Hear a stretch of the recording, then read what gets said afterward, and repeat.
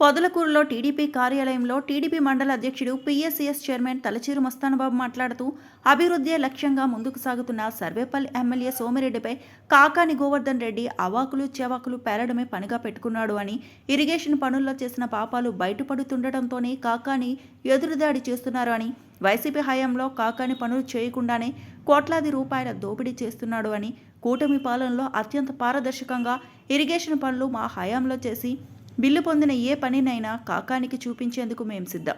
ఇంకా ప్రారంభించిన పనుల విషయంలోనూ ఆరోపణలు చేయడం కాకానికే చెల్లుతుంది అని, పెళ్లిళ్ళకైనా చావుకెళ్లినా పరామర్శకు వెళ్లినా కరమంత్రానికి వెళ్లినా సోమిరెడ్డి నామస్మరణలో మునిగి తేలుతున్నారు అని, కాకాని తనకు అంటిన అవినీతి మరొక సోమిరెడ్డికి అంటించే కుట్రలో గోవర్ధన్ రెడ్డి ఉన్నాడు అని, కాకాని ఎన్ని జన్మలెత్తినా సోమిరెడ్డిని అవినీతిపరుడుగా చిత్రీకరించలేరు అని అన్నారు. ఈ సమావేశంలో తెలుగుదేశం నాయకులు పాల్గొన్నారు. నమస్కారం. గత కొద్ది రోజుల నుంచి మాజీ మంత్రి కాకాని గోవర్ధన్ రెడ్డి గారు నియోజకవర్గంలో పర్యటిస్తూ ప్రతినిత్యం అభివృద్ధి చేస్తున్నటువంటి మా ప్రీతమ నాయకులు సోమిరెడ్డి చంద్రమోహన్ రెడ్డి గారి గురించి అవాకులు చవాకులు వెళ్తున్నాడు. నిన్నటి రోజున ఈరోజు సాక్షిలో వచ్చింది, ఇరిగేషన్ పనుల్లో గత ప్రభుత్వంలో దోపిడీ జరిగిందని మేము ఆనాటి నుంచి ఆరోపిస్తున్నాం. దాని మీద ఎంక్వైరీ చేయాలని శాసనసభ్యులు చంద్రమోహన్ రెడ్డి గారు ప్రభుత్వానికి కూడా కోరటం జరిగింది. అవన్నీ బయటకు వస్తే షట్టర్లు బిగించకుండానే, అంటే ఇరిగేషన్ వర్కల్లో షట్టర్ సిస్టమ్ ఒకసారి బిగిస్తే 10 సంవత్సరాలు 15 సంవత్సరాలు ఉంటుంది. అలాంటి శాశ్వతమైనటువంటి పనుల్లో కూడా ప్యాకేజీల కింద సర్వేపల్లి నియోజకవర్గంలో సర్వం దోపిడీ చేసినటువంటి కాకాని గోవర్ధన్ రెడ్డి ఆ విషయాన్ని ప్రశ్నిస్తే ఎక్కడ రేపు ఎంక్వైరీలో ఇదంతా బయటపడుతుందోనన్న బాధతో, భయంతో ఎదురుదాడి చేస్తున్నాడు.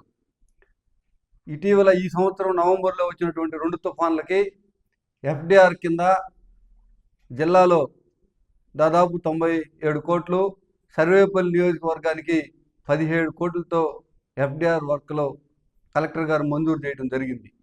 ఈ నియోజకవర్గంలో 316 వర్కులు గుర్తించి వాటిని మంజూరు చేయడం జరిగింది. నిన్న మతి భ్రమించి మాట్లాడుతున్నాడు, ఏమో నాకు అర్థం కాల. కాకాని గోవర్ధన్ రెడ్డి అంటున్నాడు, ఈ వర్కులు మీరు ఎక్కడ చేసినారు అంటున్నారు. మహానుభావ, ఆ వర్కులు ఇంకా చేయలేదయ్యా, చేసేదానికి అనుమతులు మాత్రమే వచ్చాయి. రానున్న రోజుల్లో రైతులకి సహాయార్థం ఈ ఎఫ్డిఆర్ వర్కుల ద్వారా కాలువలు, చెరువులు పూడికి తీయటం కానీ, ఎక్కడైతే రైతులకు ఇబ్బందికరంగా ఉందో ఆ వర్కులు చేసేదానికి గుర్తించి ప్రభుత్వ అనుమతులు మాత్రమే వచ్చాయి. అనుమతులు వచ్చినటువంటి 316 వర్కులు మీరు ఎక్కడ చేశారు, దాంట్లో మీరు ఎంత తిన్నారని అడుగుతున్నావు. మీరు మతి భ్రమించి మాట్లాడుతున్నట్టుంది. ప్రజలు గ్రామాలలో మీ మాటలు చూసి నవ్వుకుంటున్నారనే విషయం గుర్తించండి. ఏ ప్రభుత్వం ఉన్నా సహాయం చేసేదానికే ముందుకు రావాలి.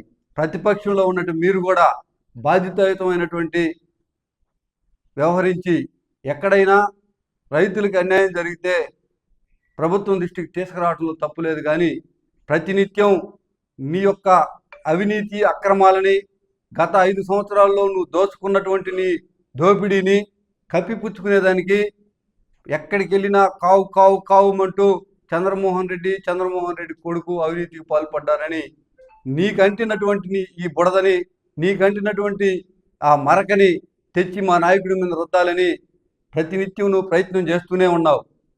కానీ ప్రజలు అన్నీ గమనిస్తున్నారు. అన్నీ గమనించే నిన్ను ఇంటికి పంపించారన్న విషయం నువ్వు గుర్తుపెట్టుకోవాలా. నీవు అంతకుముందు చంద్రమోహన్ రెడ్డి మంత్రిగా ఉన్నప్పుడు అనేక ఆరోపణలు చేశావు.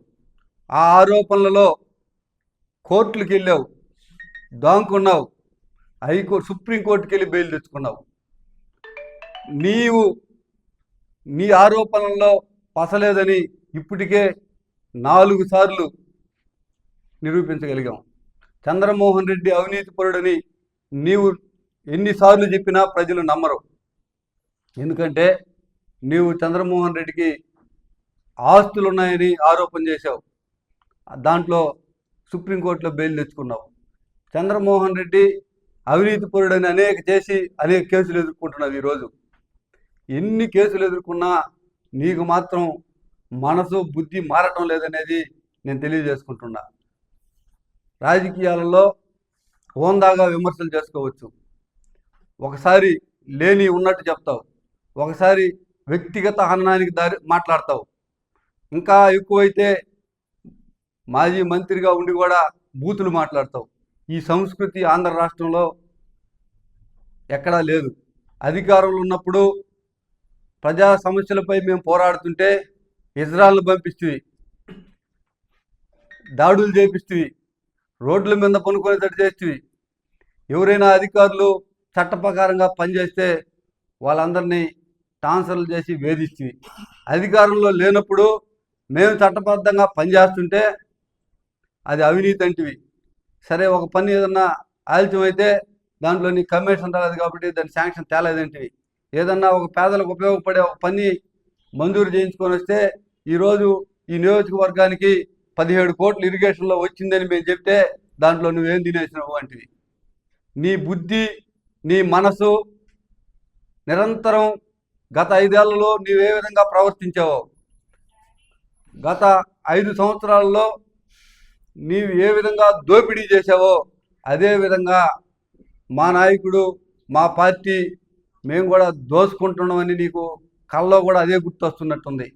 ఎక్కడికి సాగుకి వెళ్ళినా, ఎక్కడ ఉత్తర క్రియలకు వెళ్ళినా, ఎక్కడ ఏ కార్యక్రమానికి వెళ్ళినా చంద్రమోహన్ రెడ్డి కొడుకు.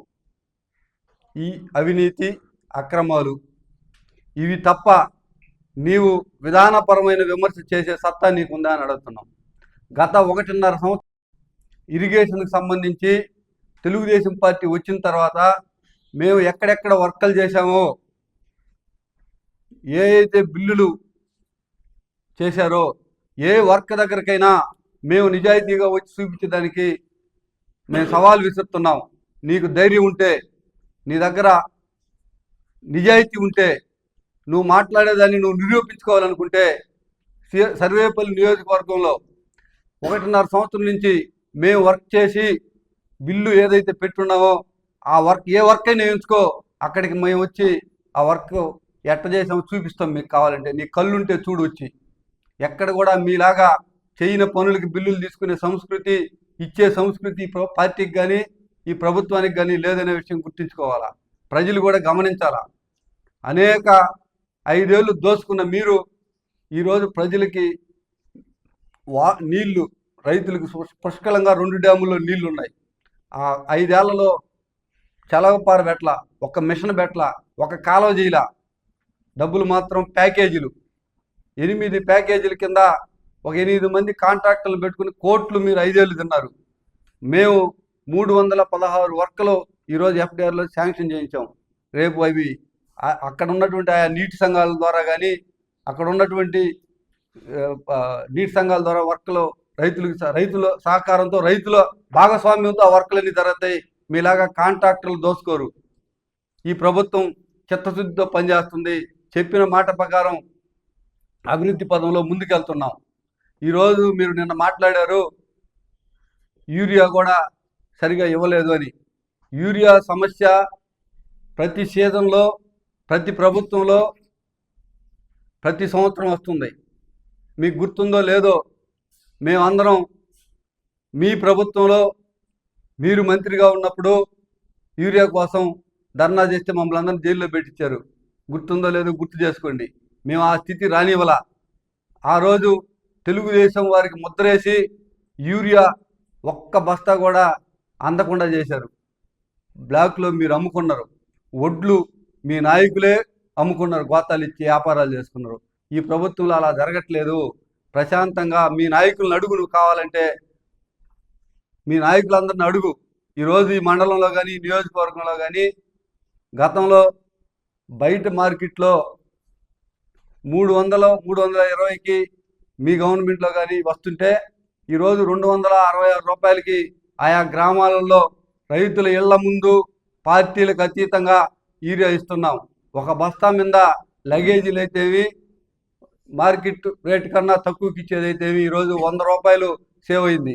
ఈ ఒక్క పొదలకూరు మండలంలోనే మేము దాదాపు 50,000 బస్తాలు యూరియా సప్లై చేసాం. 50 లక్షలు రైతులకు సేవ్ చేసాం. అన్ని పార్టీల వాళ్ళు ఇందులో ఉన్నారు. ఇంకా కూడా ఎవరికైనా అవసరమైతే ప్రభుత్వం ఇచ్చేదానికి ముందుకు వస్తుంది. మా శాసనసభ్యులు సోమిరెడ్డి చంద్రమోహన్ రెడ్డి దగ్గరుండి మానిటరింగ్ చేసి రైతుల బాధలు తెలుసుకునే దాంట్లో ఆయన ముందుంటాడు.